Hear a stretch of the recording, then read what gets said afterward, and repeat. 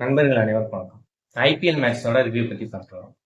நேத்தைக்கு biggest ரைவல்ரியான MI versus CSK இவங்களோட match வான்கடையில் நடந்தது. இந்த சீசனோட first match CSK versus MI Chennai சேப்பாக்கத்தில் நடந்தது. அந்த மேட்ச்ல சென்னை வின் பண்ணாங்க. மும்பை கடந்த சில வருடங்களாகவே ஃபர்ஸ்ட் மேட்ச் வின் பண்றதில்லை அப்படின்றது தொடர் கதையா வந்துட்டு இருக்கு. ஸோ அதனால அவங்க ஃபேன்ஸே அந்த மூடுக்கு செட் ஆயிட்டாங்க. ஃபர்ஸ்ட் மேட்ச் சாமிக்கு விட்டுருவாங்க அப்படின்ற மாதிரி. அதுக்கப்புறம் அவங்களோட பேட்டிங் லைனப் ரொம்பவே டவுன் ஆயிடுச்சு. அதுக்கப்புறம் இந்த மேட்ச் வின் பண்ணியே ஆகணும், ஏன்னா போன மேட்சுக்கு ரிவெஞ்ச் எடுத்தே ஆகணும் அப்படின்ற மாதிரி எல்லாருமே எதிர்பார்த்துட்டு இருந்தாங்க. Old MI is back. நேற்றுக்கு மேட்சை அப்படிதான் சொல்லணும்.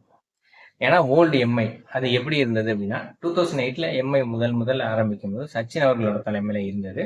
இப்போ 14 மேட்சுக்கு 7 மேட்ச் தான் வின் பண்ணாங்க. ஏன்னா அந்த சீசன்ல சச்சின் அவர்கள் கேப்டன்ஷிப், அதுக்கப்புறம் அவருக்கு காயம், அப்புறம் வேற கேப்டன்ஷிப் இப்படின்னு மாறி மாறி பல குழப்பங்கள் அந்த சீசன் சரியா போகல.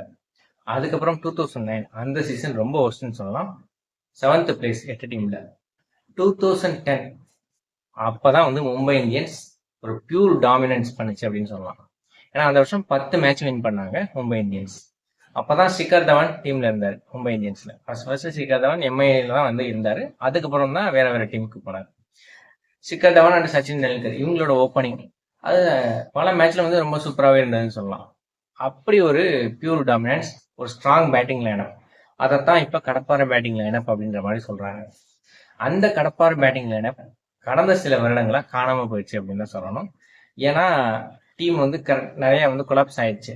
அந்த சில வருடங்களாவே சரியா பெர்ஃபார்மன்ஸ் பண்ணல மும்பை இந்தியன்ஸ் அணி. போன வருஷம் ரொம்பவே ஒஸ்ட்னு சொல்லலாம். டேபிள்ல லாஸ்ட் பிளேஸ். ஏன்னா கேப்டன்சி சேஞ்ச், அதனால டீமுக்குள்ள ஏற்பட்ட உரசல்கள், இந்த மாதிரியான பல பிரச்சனைகள், அதோட ஹார்திக் பாண்டியாவோட ஆட்டிடியூட் பிரச்சனை, அதனால டீமுக்குள்ள வந்த பிரச்சனைகள், இந்த மாதிரி போன வருஷமே மும்பை இந்தியன்ஸுக்கு ரொம்பவே ஒரு பேடான இயர் அப்படின்னு தான் சொல்லணும். இந்த வருஷமும் ஸ்டார்டிங்ல ஃபர்ஸ்ட் மேட்ச் தோத்துட்டாங்க. அதுக்கப்புறம் 2வது மேட்ச் தோத்துட்டாங்க. ஸோ 3rd மேட்ச் தான் கேகேஆரோட ஜெயிச்சா சூப்பர் வின்னு சொல்லலாம். அதுக்கப்புறம் மறுபடியும் 2 மேட்ச் தோத்துட்டாங்க. ஸோ இப்பவும் அந்த ஆட்டிடியூட் இஷ்யூ இருக்கோ, டீமுக்குள்ள ஒரு ஒற்றுமை இல்லையோ அப்படின்னு பல பேச்சுகள். அந்த எல்லா பேச்சுகளுக்கும் டிசி மேட்சோட ஒரு சின்ன முற்றுப்புள்ளி வைத்தாங்க அப்படின்னு சொல்லலாம். அந்த மேட்ச்ல ஹர்திக் பாண்டியா, அந்த மேட்ச் முடிஞ்சதுக்கு அப்புறம் ஹர்திக் பாண்டியா ஒரு நிம்மதி பெருமூச்சு விட்டார் அப்படின்னே சொல்லலாம்.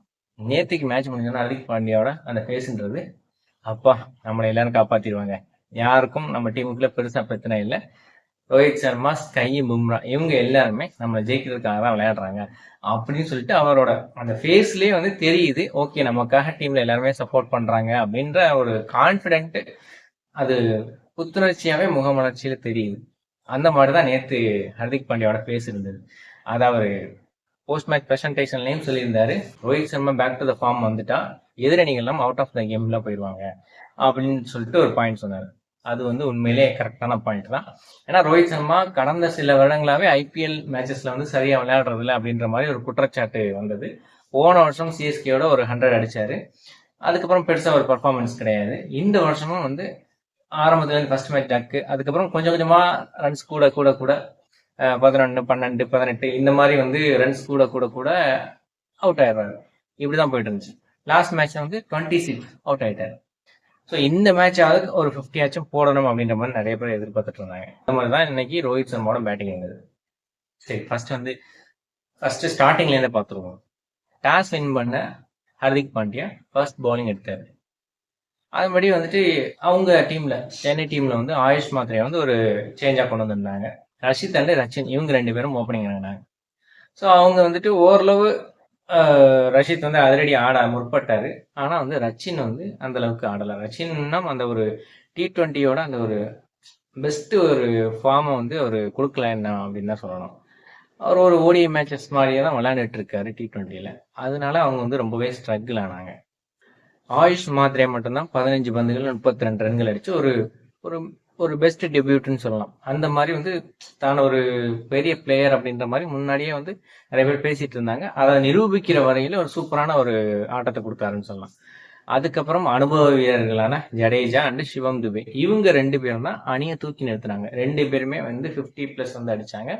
அதனாலதான் அவங்களால ஓரளவு ஸ்கோர்ஸ் வர முடிஞ்சது. ஒரு ஸ்டேஜ்ல அவங்க ஆடிட்டு இருக்க ஆட்டத்தை பார்த்தா சிஎஸ்கே 140 தாண்டாது அப்படின்ற மாதிரி தான் தோணுச்சு. கொஞ்சம் ரொம்பவே ஸ்லோவா ஆடிட்டு இருந்தாங்க. ஒரு 1 டே மேட்ச் மாதிரி ஆடிட்டு இருந்தாங்க. அதுக்கப்புறம் கொஞ்சம் ஆக்சிலரேட் பண்ணாங்க. அஸ்வினி குமார் ஓவரில் ரொம்ப சூப்பராக ஒரு டாமினேட் பண்ணி ஆடினாங்க. அதுக்கப்புறம் வந்து 150 160 வருவாங்க அப்படின்ற மாதிரி எதிர்பார்த்துட்டு இருந்த நேரத்தில் 176 அடிச்சாங்க 5 விக்கெட்ஸ் லாஸோட. தோனி வந்து வந்த உடனே ஒரு 4 ரன்ல அவுட் ஆயிட்டார் பும்ரா பால்.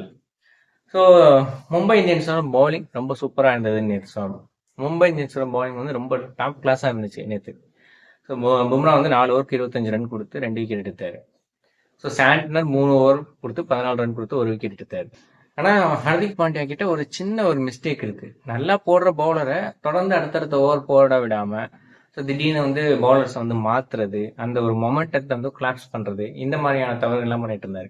நேற்று சாண்ட்னர் நல்லா போட்டுட்டு இருக்கும் போதே அவருக்கு சில ஓவர்கள் கொடுத்து அடுத்தடுத்த விக்கெட்டுகளான ஜடேஜா அண்டு அதுவே எடுத்திருக்கலாம்.